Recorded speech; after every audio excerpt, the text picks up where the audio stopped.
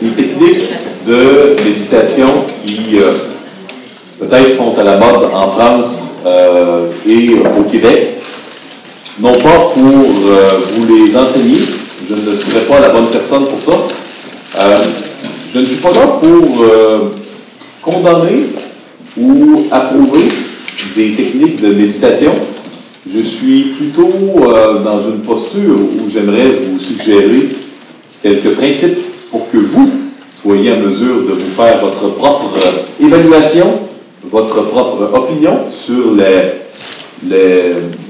dernières techniques de méditation à la mode qui vous seront peut-être présentées.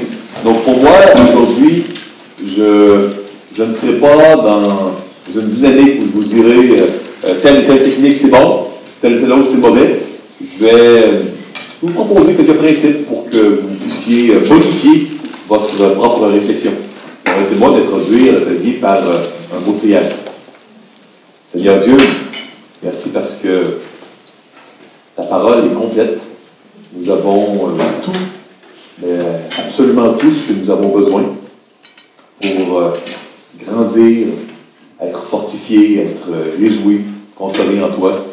Merci parce que la suffisance de ta parole nous permet de ne pas être démunis face aux nouvelles modes qui nous seront proposées. Donne-nous, Seigneur, le discernement nécessaire afin que nous discernions ta volonté. Et donne-nous également un amour sans cesse grandissant à ton égard. Dans le nom de Christ, nous prions. Amen. Donc, j'aimerais attirer votre attention sur ce qui suit.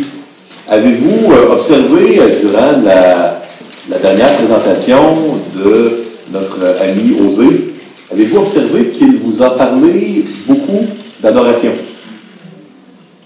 À écouter Osée, on pourrait vraiment croire que le christianisme n'est pas une religion qui consiste uniquement à éviter de faire le mal. Parce qu'il ne nous a pas mentionné « Ah, fais pas ça, puis il nous a parlé beaucoup de louer, d'adorer, même au mépris de toute logique militaire. » C'est ce que Osée nous a dit. Hein? Vous êtes d'accord avec ça que le christianisme, c'est pas une religion où, en autant que l'on ne fait pas de péché et que l'on ne brise pas de loi, tout va bien. Êtes-vous plutôt d'accord qu'il est central dans notre relation avec Dieu d'être guidé par notre amour pour lui et pour notre prochain?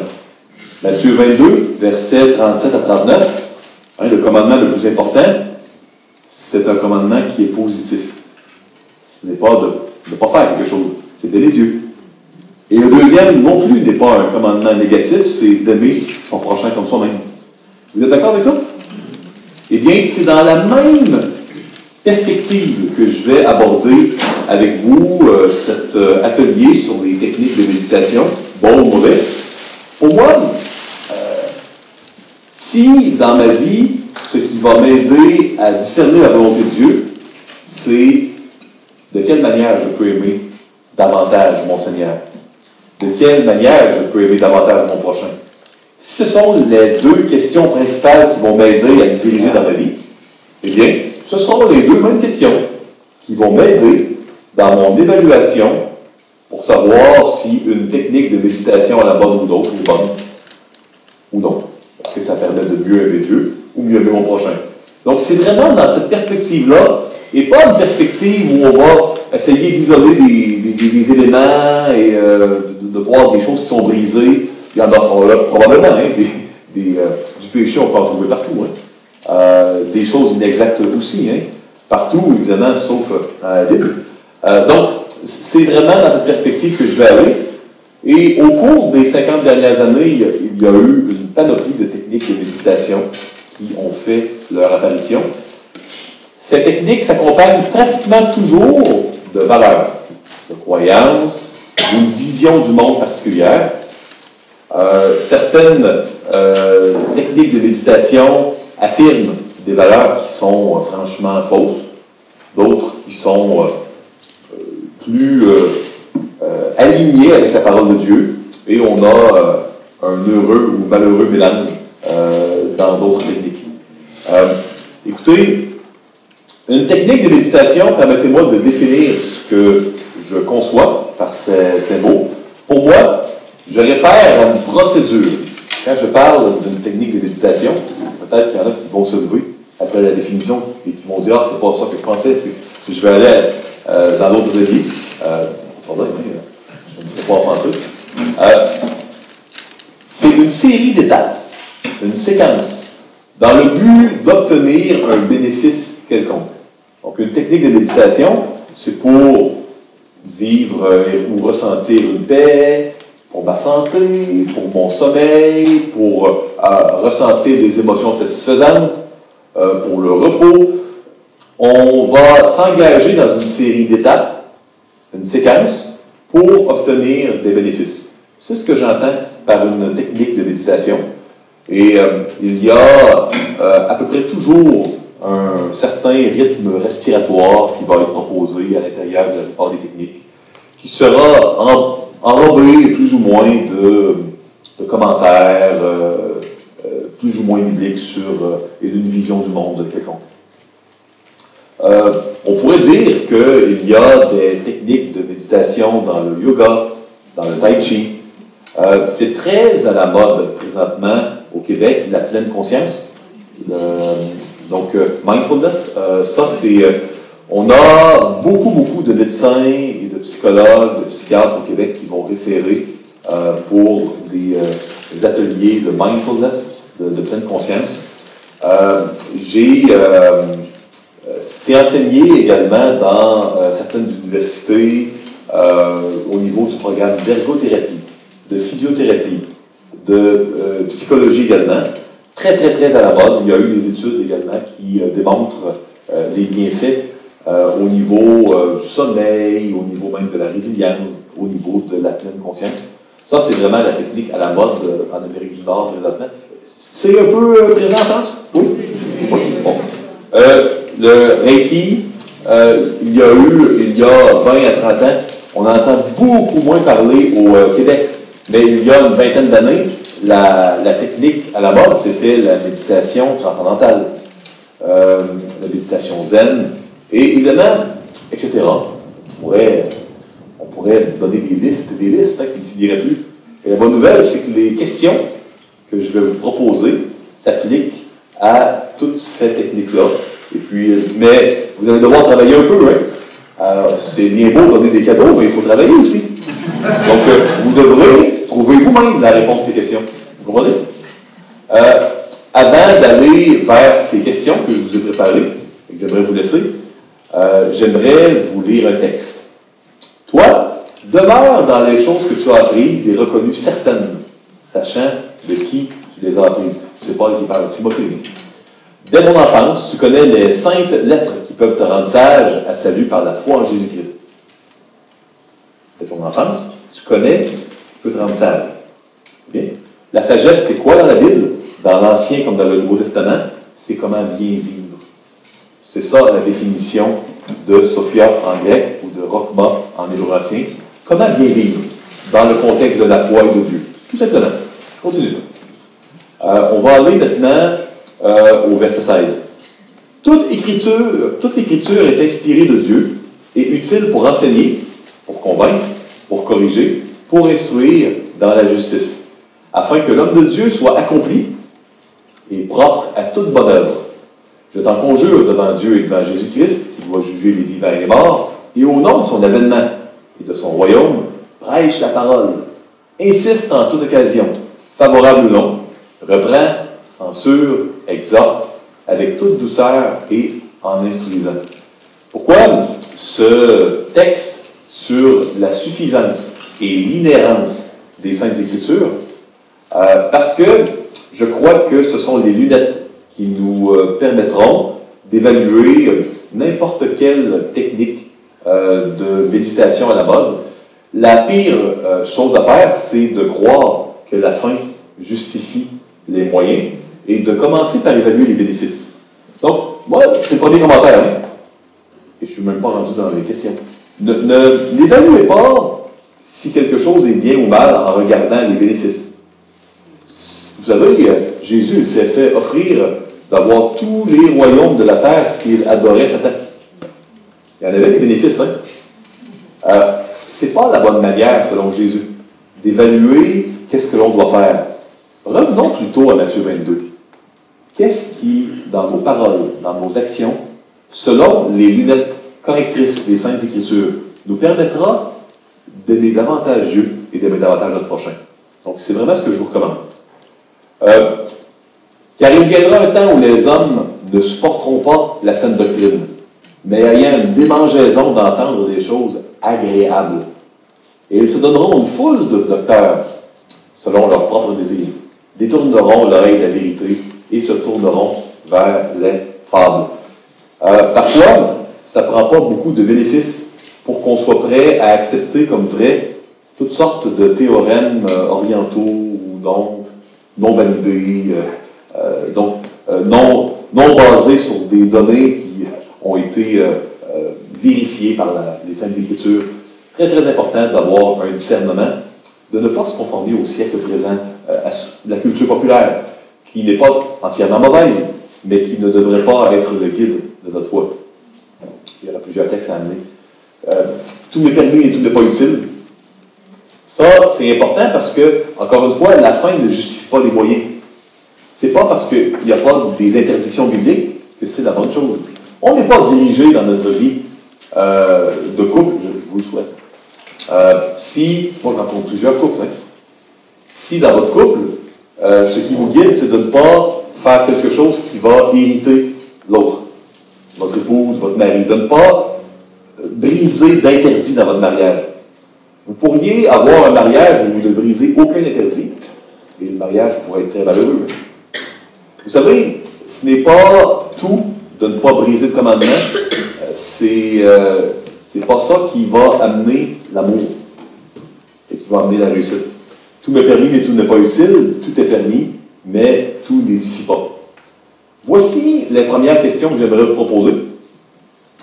Première question, est-ce que la technique m'amène à être centré sur moi?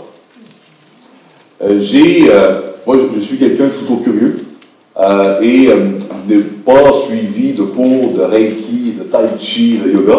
Par contre, j'étais curieux devant la mode de la pleine conscience. Je me suis inscrit à l'université à Montréal pour aller suivre le cours avec les ergothérapeutes et les physiothérapeutes où ils enseignaient la pleine conscience. Je voulais me faire une tête sur voir des études sur les bénéfices, me faire une tête sur la chose. Pas pour la pratiquer, pour voir le contenu. Et il y a probablement réellement des bénéfices. Vous savez, dans les études, il y a des bénéfices si on prie tous les jours.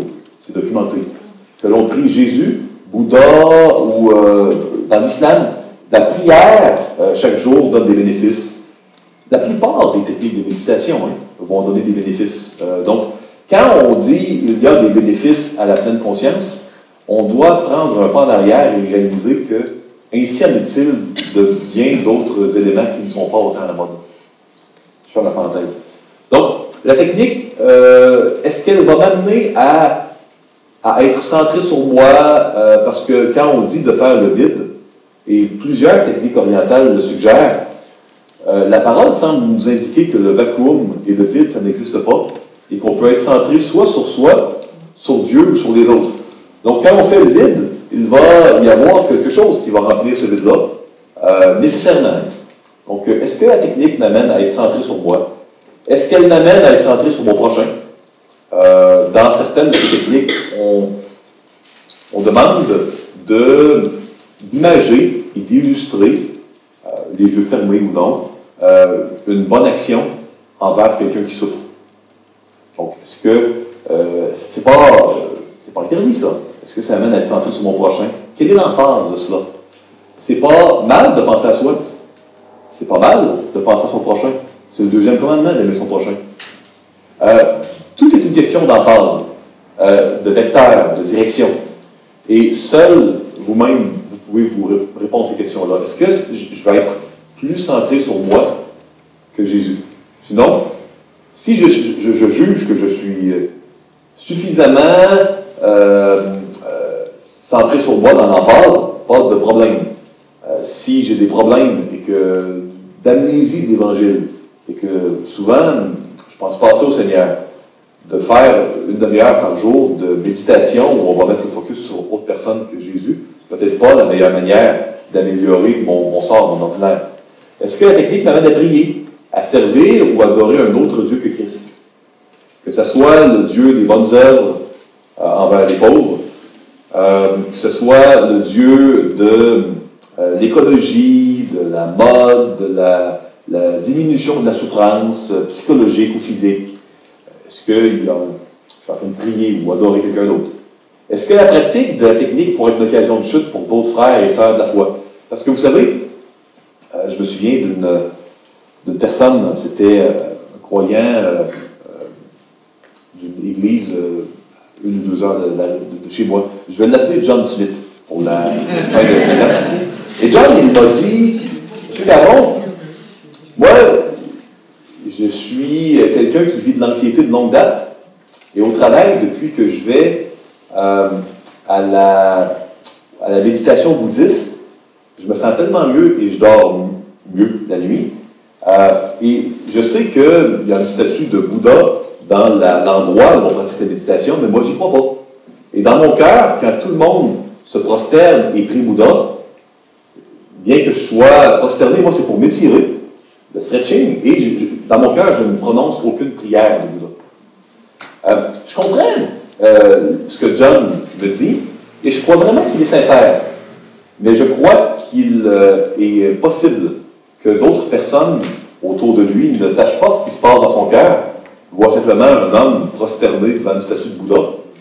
Et malgré les nombreux bénéfices sur son sommeil, il pourrait y avoir une occasion de chute pour d'autres frères et sœurs de la foi. Peut-être même donner un mauvais témoignage. Les incroyants au travail à qui il va parler du Seigneur, parce qu'il parle du Seigneur, John. Il pourrait dire, ah, ok, donc, Bouddha, Jésus, c'est compatible. C'est peut-être la même personne même, en autant qu'on soit sincère. Donc, c'est important de se questionner là-dessus, parce que la parole de Dieu nous demande de, non pas d'être les esclaves des autres, mais de quand même être conscient et sensible à l'effet de notre témoignage envers les autres. Ce sont les 5 premières questions que je vous propose. Je vais aller plus loin, ajouter d'autres questions, et à la fin de la présentation, je vais donner du temps pour les questions. Question numéro 7. Est-ce que la technique m'amène à manquer de temps pour d'autres choses prioritaires? Parce que ça peut être une technique où il y a une vision du monde impeccable, où il n'y a pas un problème d'emphase, pas de statut de Bouddha, on dort mieux, mais si cela amène une situation où je n'ai plus assez de temps pour mon couple, pour mes enfants, pour mon Dieu, pour mon église locale, c'est alors une très bonne chose, cette technique, qui peut-être devrait être mise de côté pour un temps. Peut-être pas pour toujours. Mais je crois qu'il y a une question de priorité que la sagesse de la parole nous enseigne à respecter. Pour moi, Dieu, il doit passer en premier. Et on doit prendre soin de son sommeil, mais on doit également prendre soin de son couple, de ses enfants. Ce sont des priorités. L'église locale, c'est important aussi. Donc, c'est pas seulement la question de savoir les emphases, de la sagesse, il y a une question de priorité. Il y a beaucoup trop de bons livres, moi, je trouve. Je m'aperçois, avec les années, qu'il ne me reste plus assez d'années, pourtant je suis encore jeune, mais il y a tellement de bons livres à lire que même si je lisais à temps plein, je ne pourrais pas réussir à tout lire les bons livres avant. C'est un constat que j'ai fait. On essaie de choisir les livres les meilleurs. Et c'est la même chose avec notre temps. Vous savez, il ne vous reste pas un nombre illimité de semaines et d'années. La vie a un terme et on doit chercher à faire le meilleur usage de notre temps.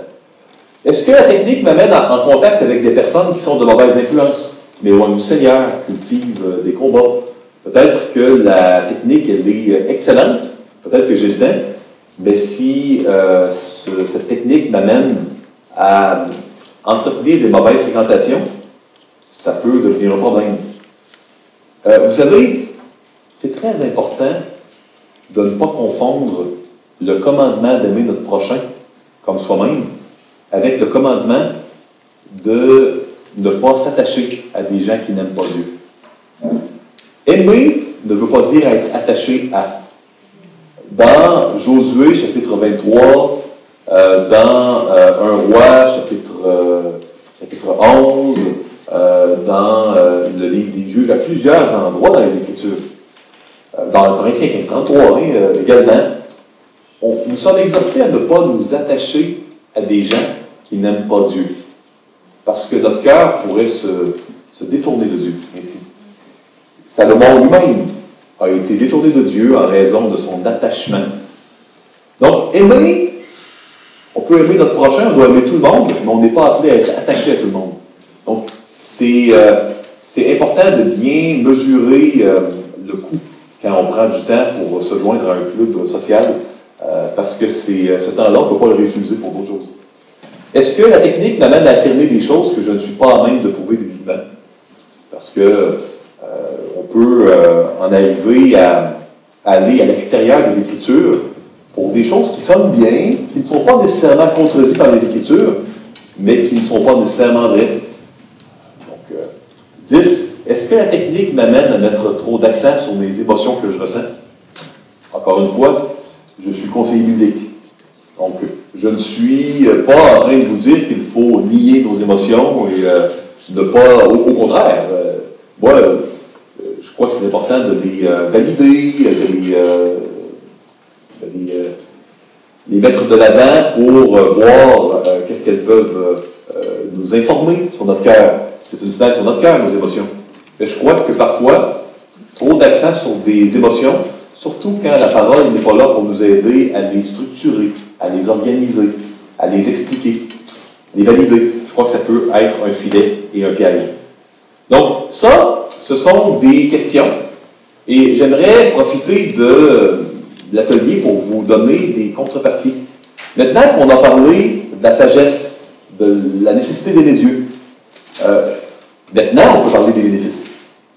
Les bénéfices, ils sont habituellement au niveau du sommeil, au niveau du stress, au niveau de la résilience. Et les études démontrent que ces mêmes bénéfices sont présents lors de prières. En fait, après, si vous êtes intéressé, après 2 semaines, il y a des études faites d'ailleurs par un neuroscientifique français, hein. Peut-être que certains connaissent Mathieu Ricard, qui est un spécialiste de la résilience de renommée mondiale. Hein. Il est étudié également aux États-Unis, au Canada, et c'est un Français. Dans les études sur la résilience, certaines ont été faites par Mathieu Ricard. On voit que dans le lobe préfrontal gauche, il y a une zone qui correspond au centre de la résilience dans le cerveau, qui peut être mesurée par résonance magnétique.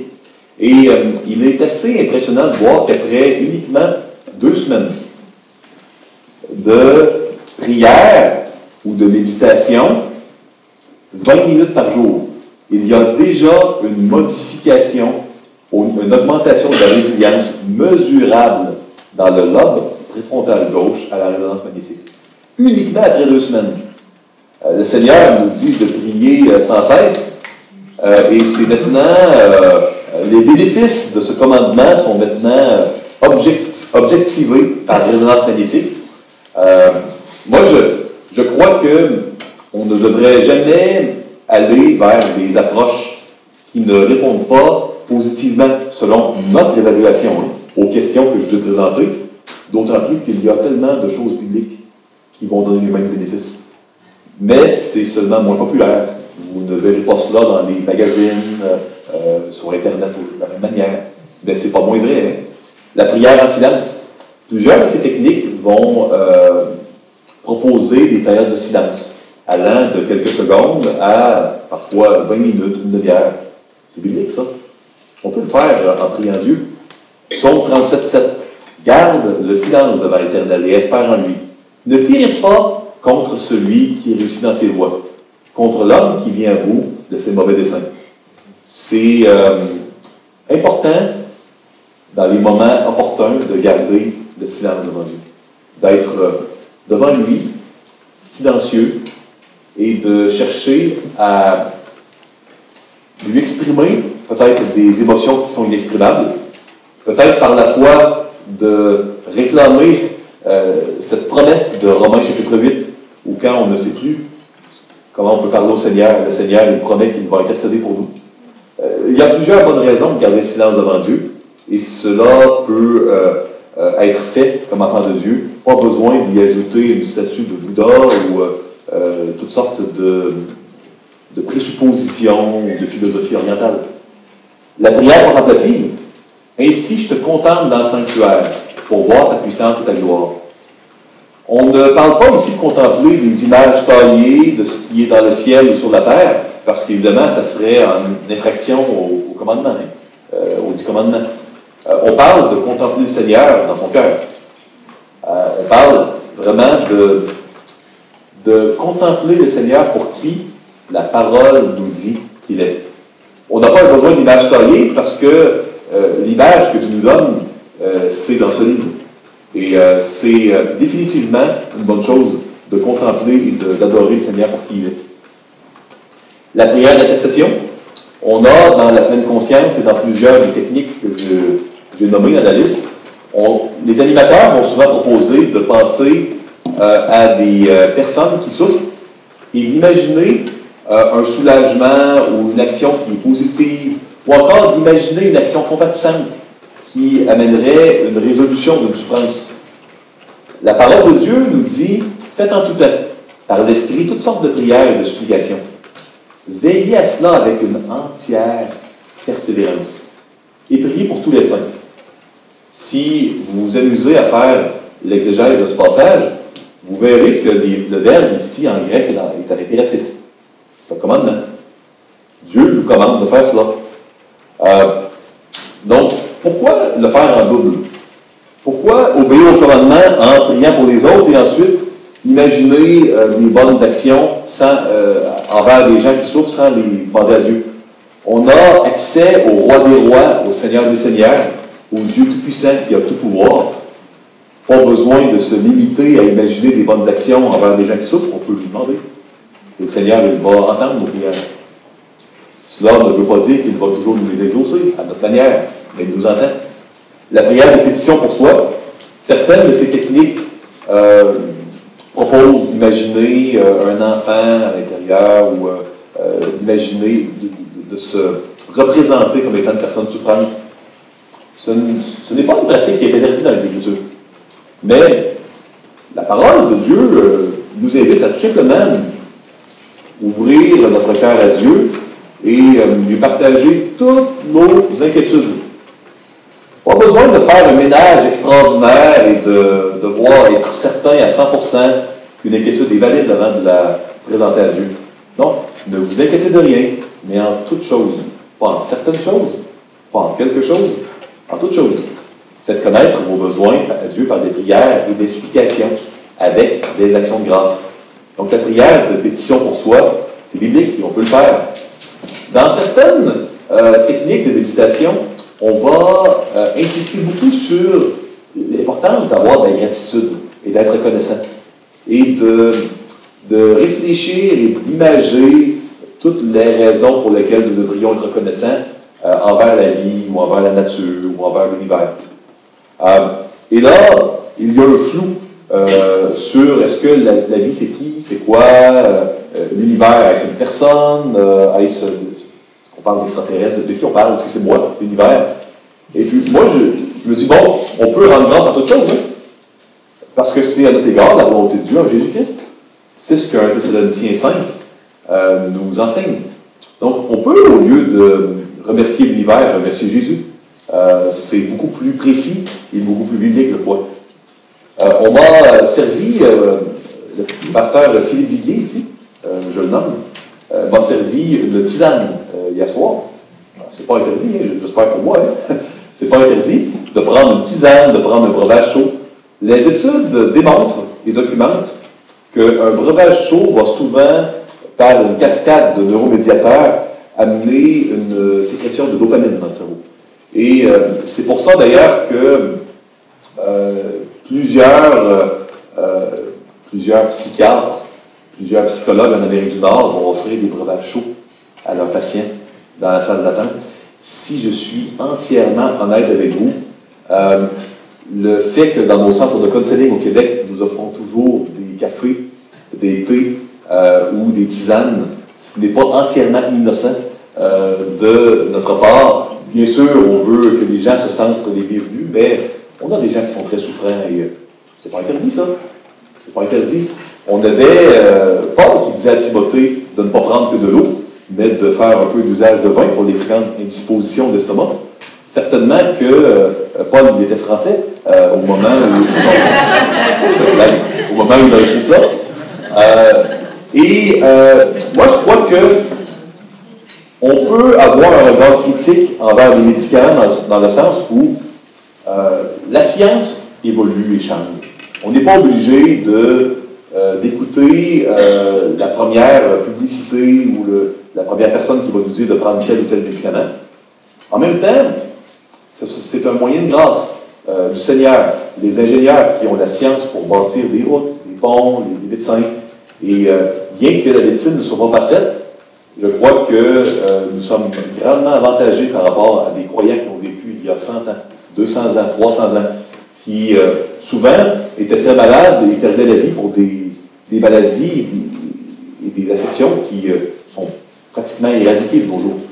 Donc, si on a un doute par rapport à un médicament, on peut demander un deuxième avis médical ou un troisième, mais c'est intéressant de considérer qu'il y a dans la bonté de Dieu des moyens de grâce qui sont proposés par le Seigneur. C'est pas biblique, hein, quand on a un moyen de grâce à disposition de le refuser sans bonne raison. C'est un peu ce que Paul dit à Timothée. Arrête de ne prendre que de l'eau. Ne refuse pas le soulagement s'il n'est pas immoral et s'il est facilement accessible. Quand Joseph et Marie ont appris que les enfants seraient tués à Bethléem, ils ne sont pas restés en disant on va vraiment dans la souffrance grandir. Ne vous inquiétez pas, il y aura suffisamment de souffrance pour grandir sans qu'on en rajoute. Ils sont partis en Égypte. Et c'était prophétisé dans les Écritures. On voit ici un verset qui est rarement enseigné dans les églises. Je ne me souviens pas d'avoir entendu une prédication sur Proverbe 31:6. Donnez des liqueurs fortes à celui qui périt et du vin à celui qui a de l'amertume dans l'âme. C'est plutôt rare, ça. Rassurez-vous, je ne suis pas en train de vous dire qu'il est biblique de s'enivrer, parce que la Bible est sans contradiction, et Éphésiens 5 nous enseigne que de s'enivrer, c'est la débourre. Et il y a plusieurs textes qui nous disent de fuir l'ivrognerie. Mais je crois qu'il y a une belle réflexion dans ce texte par rapport aux médicaments psychotropes qui vont être prescrits et par rapport à l'usage de médicaments pour contrôler la douleur physique ou mentale. Il y aurait une grande réflexion et conversation à avoir là-dessus. Nous n'avons pas le temps de l'avoir aujourd'hui, mais je vous recommande chaleureusement le livre « Description et prescription » écrit par le médecin et conseiller biblique Mike Hemlett du CCF. Il y a, à mon avis, une réflexion biblique très équilibrée dans ce livre qui a été traduit en français il y a 1 an ou 2. Donc, usage de risque respiratoire, encore une fois, c'est quelque chose qu'on peut faire. Pas besoin d'aller dans des groupes ou d'aller dans des techniques quelconques. Rapidement, je vous laisse avec quelques bénéfices que vous aurez dans la prière, que vous aurez dans la recherche de la compassion en aimant votre prochain. Tous ces bénéfices qui sont vantés dans certaines techniques orientales, si on fait simplement une bonne recherche biblique et que l'on obéit à Dieu, on va les avoir nous aussi. Donc, oui, la compassion a été, là j'ai cité Hanson en 2018, il y aurait d'autres études que je pourrais citer. Elle va améliorer la résistance au stress, elle va augmenter la résilience, elle va améliorer l'immunité. La compassion, elle a un effet sur le système immunitaire, elle va diminuer l'inflammation, elle va améliorer la capacité d'attention et le focus, Il y a des gens qui ont des syndromes, des déficits d'attention ici. Sachez que la compassion va vous guérir. Peut-être c'est pas un secret pour vous qu'avoir de la compassion, ça aide dans les relations. Vous n'êtes pas surpris, j'espère. Il y a activation des centres neuronaux associés à l'amour, à la gratification, dans plusieurs aires et plusieurs noyaux du cerveau. Et il y a une panoplie d'études qui montrent et qui documentent les bénéfices de la prière, de la gratitude, de la compassion et de l'amour.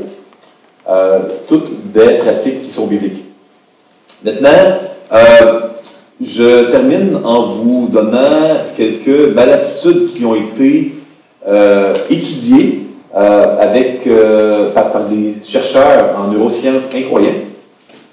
Et c'est remarquable de voir comment toutes ces maladitudes, elles sont évitées si on est dans un vecteur qui est biblique.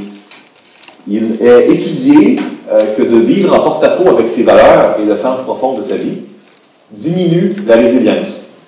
C'est mesuré par les chercheurs incroyants en neurosciences. Et Romains 14, 23b nous dit que tout ce qui n'est pas le produit d'une conviction de foi est péché. Ici, on mentionne que cultiver le drame est quelque chose qui diminue la résilience. Et c'est intéressant parce que la Bible nous donne des attentes très, très réalistes par rapport à la vie ici-bas. La Bible nous dit des choses, ça peut être un peu décourageant parfois, telles que tous ceux qui veulent vivre pieusement en Jésus-Christ seront persécutés, ou encore le renard des tanières, les oiseaux ont des nids, mais le Fils de l'homme n'a pas d'endroit pour poser sa tête, que celui qui veut me suivre prenne sa croix et qu'il me suive. Et je pourrais vous en citer d'autres. Donc, c'est difficile sur le coup d'entendre cela, mais quand on fait la paix avec le fait que c'est temporaire, et que le Seigneur est là, ça passe vite la vie, et qu'on est en direction d'un endroit qui ne peut même pas être imaginé tellement il est beau, tellement on se rend bien, et ça c'est la cité céleste, ça donne une perspective différente aux drames, qui sont douloureux, mais qui sont prophétisés, qui sont prédits. Cultiver une image de victime. J'ai insisté dans l'atelier sur le trouble de stress post-traumatique, sur l'importance de ne jamais tirer une identité ailleurs de l'union avec Christ. C'est ce qui nous sauve, c'est ce qui nous donne une nouvelle identité, c'est ce qui fait de nous une nouvelle créature, une nouvelle création. Ce que les gens nous font et ce que l'on fait nous-mêmes ne change pas notre identité. Et la victimisation, c'est évalué et documenté par des chercheurs incroyants comme étant un élément qui va diminuer la résilience. Mener une vie unidimensionnelle, centrée uniquement sur soit la santé, le boulot, les relations. Les incroyants vont dire qu'on a besoin des trois. L'Évangile nous amène et nous pousse vers un mode de vie multidimensionnel. Un mode de vie communautaire qui est clairement à contre-courant de notre culture occidentale individualiste. Et je crois que c'est demandant. Il y a un effort qui est requis pour aller dans une vie d'Église qui est prescrite par les Écritures. Mais notre résilience s'en retrouve augmentée. Et c'est important de ne pas simplement suivre ce que la mode très narcissique, centrée sur soi, individualiste, occidentale peut nous conseiller. Cela demande un investissement et un effort. La vie d'Église, et c'est payant. Non seulement d'un point de vue spirituel, mais d'un point de vue psychologique. Attendre un événement pour être heureux, toujours être dans l'attente. Ne jamais être centré sur se réjouir maintenant dans le Seigneur, constamment, être en train d'être content de ce que Dieu fait. Cultiver l'évitement, également, ça c'est quelque chose qui n'est pas biblique, hein. Le Seigneur nous dit de le suivre, et on en a parlé à plusieurs reprises aujourd'hui. Souvent, la volonté de Dieu n'est pas dans notre zone de confort. Donc ça, ce sont des textes bibliques que vous pourriez regarder qui étayent un peu les différents principes que j'ai mentionnés. Bon, je vais arrêter maintenant pour vous laisser un peu de temps pour les questions. S'il y en a. Hein? Oui?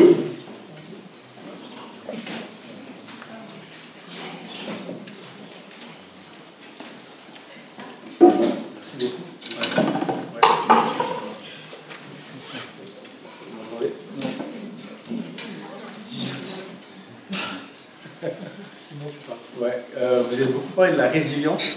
Oui. Comment vous définissez la résilience et quels sont les fruits ou les... Ouais, merci beaucoup. J'aurais dû définir, parce que ce n'est pas un mot commun. La résilience serait peut-être, c'est pas 100% vrai, il y aurait des nuances à ajouter, mais on pourrait vulgairement le simplifier en disant que c'est le contraire de la fragilité.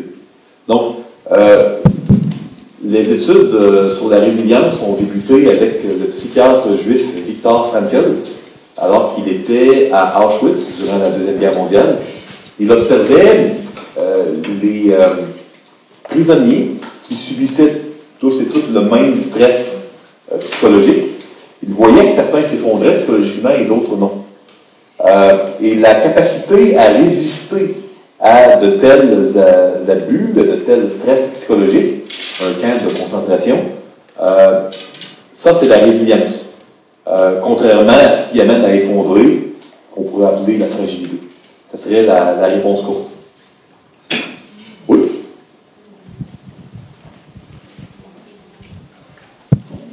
Vous avez parlé des bienfaits de la compassion. Quelqu'un qui n'aurait aucune compassion, est-ce que c'est quelque chose qui se développe et si oui, comment? Est-ce qu'il est possible que quelqu'un ait un être humain ait une absence complète de compassion? Ce serait déjà une bonne question à se poser, puisque nous sommes faits à l'image de Dieu. On pourra demander au Seigneur au ciel si les psychopathes qui tuaient en série avaient vraiment une absence complète ou pas. Maintenant, je crois que c'est vraiment dans notre relation d'affection spirituelle envers le Seigneur que le Seigneur nous transforme de plus en plus et nous rend davantage comme lui.